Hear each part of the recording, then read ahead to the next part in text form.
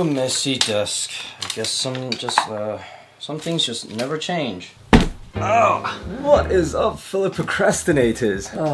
I have waited over a year for this. Ever since what, like NAB 2018, which was like April? Gosh, almost 2 years ago. Mr. Slime here says hello. It's not gonna be like any formal like unboxing channel or anything where there's like good wacky angles from like the top rigs and top down view. I don't have that sort of thing. I want to transform this sort of channel into more about the actual contents rather than the things that make the content, which is a bad trap to fall into because I have a serious case of gear acquisition syndrome. Gas. It's always this dude right here. Save the environment, people, by using less plastic. I'll be very gentle. Welcome, Resolve 16. This, the charger. Australia/mainland China. Quite common. The straight prong, parallel prongs. European. Yeah, Singapore, Hong Kong, UK. aka the best plug. Let's be honest, no one likes the Blackmagic Canon battery. And behold! And it's still wrapped up. Ooh, it's got some heft to it. Here it is. Oh my god, that is a big screen. Unapologetically plastic, but that is very solid feeling, hey?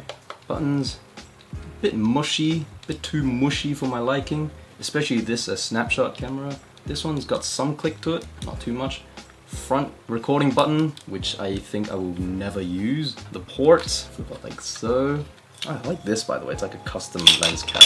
Micro Four Thirds, my friends. Is this a good thumbnail? This is solidly built. Okay, anyways, before dust gets into it, the red connects to the red dot. Bat. Spring loaded, I like it. To do the thingamajig. And it has boot up time, it takes a while. Oh, here it is. That is a massive screen. I've heard stories of like some fellow film students at my uni. It's like they use like Ursa Minis, and they were like, why is this screen just got this and no UI? It turns out, and they had to call like the uni support and everything, like the film department, the gear renting department. They just told them, do that, and then they were good. Do you hear that? Interesting. If you can hear the fan going on, it's because it's freaking boiling right now. I do wish there was like a D-pad or something. It's just some buttons to navigate rather than all just touch screen. So film, pretty much their version of log, yada yada. But anyways, yes. I realized I should, just let the videos do the talking because there's also already going to be tons and tons of videos that goes through the menu system. There's so much more I have to explore here, so cut in some like shots from the actual thing itself. Go for it!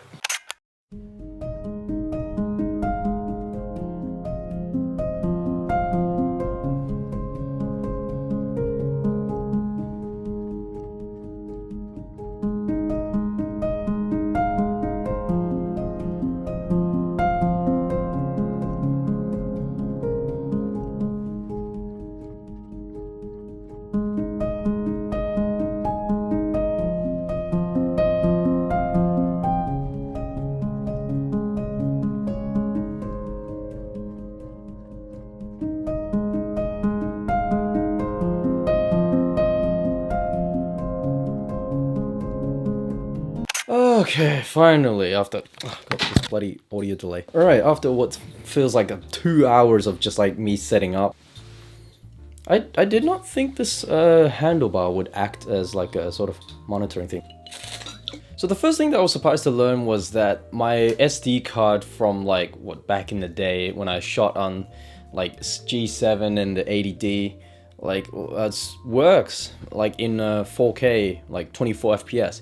Like not 4K 60 FPS, it'll work for a few seconds before like dropping frames. I was able to record for a very long time without it ever dropping frames. And by default on this camera, like if it drops frames, then it will stop recording. But it never stopped recording, meaning it never dropped frames, nor did it have the exclamation mark on the little red button at the back. The log footage, which they call film, it is superb. Before, if I wanted to get a cinematic image, I had to put the work into it, like into my G7 for example, or get like CineStyle on Canon cameras. And I had to sort of cheat the science behind the cameras and behind this camera sensor, and like to find optimal lighting. And now with this camera, it feels like I can get a cinematic image in like even harsher conditions where it's harder to get that cinematic look. There would be days when I'm just shooting and the sky would just be completely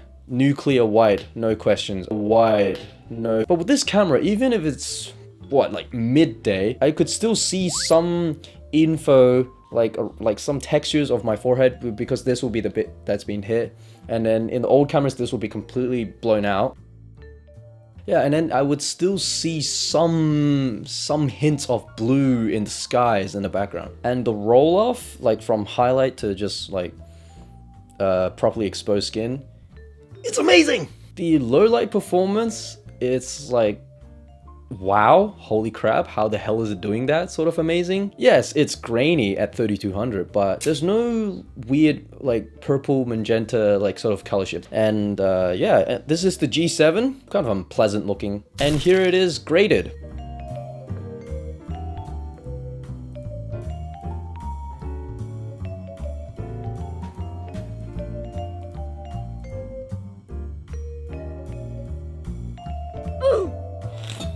This episode is not sponsored by Bundaberg. Big seltzer sponsor. Going forward, I want to take this camera out to the outdoors even more, to throughout Sydney to film a lot more things. I'll try out different lenses. I have like an 85mm right here. I want to test that out even more. I do have 10mm lenses. Yes, it's the 10 to 18, and then before that I made a mistake of purchasing like a 10 to 20 something. Yeah, it was big and bulky, and it did not have image stabilization, and it had like the autofocus, you could hear it. Like I still have it, but yeah. But what do those two lenses have in common? They're both EFS mounts. And the EFS mounts, sorry, the dog's still barking in the backyard, they have that like plastic bit at the end of it that juts out so that you can't mount it to a full frame Canon camera. But then comes in third-party lens companies such as, well, Sigma, the Sigma 18 to 35 right here, and like Samyang or Rokinon. So with these third-party lens companies, even though the lens itself is APS-C size in terms of its crop circle, the mount is still EF mount, so without that plastic bit that juts out at the end of it. So I can still mount it to the Metabones Ultra XL, I can't remember which is the one that's 0.71. With the exception of that 85mm that I mentioned, which is made for full frame, that 10mm that I got, that's for crop bodies. So now finally I have a 10mm lens that has an EF rather than an EFS mount, so I could plug it into, sorry, not plug it in.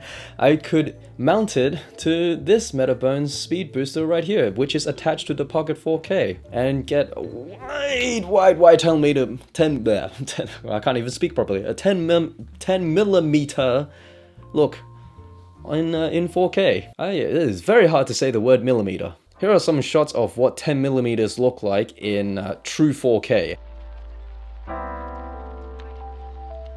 Hello, it is future editing me. Now at this point I should point out that true 4K is much wider than Ultra HD 4K, and that coupled with the fact that 10mm is a very wide field of view even on a crop sensor. I got an image that was so wide that I was actually able to see the undetachable lens hood. You can see me knocking on it right here, and any light that falls onto it, you can see that it comes up in the image. Unbelievable. But thankfully, when you record in UHD, yeah, it crops in on the sensor slightly, so those black bars disappear. I guess if there's like a 10mm lens out there without the permanently attached lens hood, plus it's an EF mount, let me know. I think I heard somewhere that the camera companies generally just make the crop circle, not the crop circle. Is it called crop? Oh my god, have I been calling it crop circle this whole time? my god, it's supposed to be image circle. Yeah, so what was I saying? Yeah, companies generally make the image circles like a slightly bigger than what they're advertised. This 18 to 35 Sigma lens is supposed to fit onto APS-C Super 35, I guess you could say, sort of size. Like the image circle is like slightly bigger than that. Just, yeah, I guess to give it a bit of leeway. I hate these flaps things. I'm just trying to reach in to pull the AC wire out, and it's just, oh, I can't reach in. So yeah, just a short video.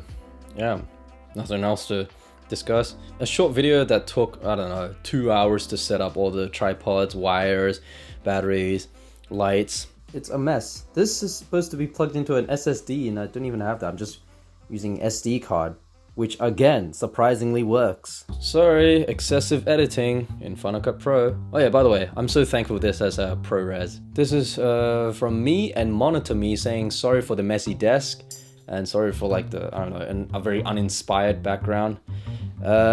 And for filming at nighttime when there's no like natural beautiful lights pouring in. Okay, so with that said, thanks for watching and keep on procrastinating. So see ya.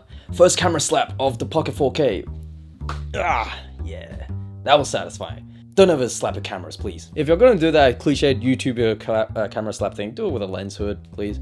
Again, I'm so sorry, camera conspiracies. Yikes.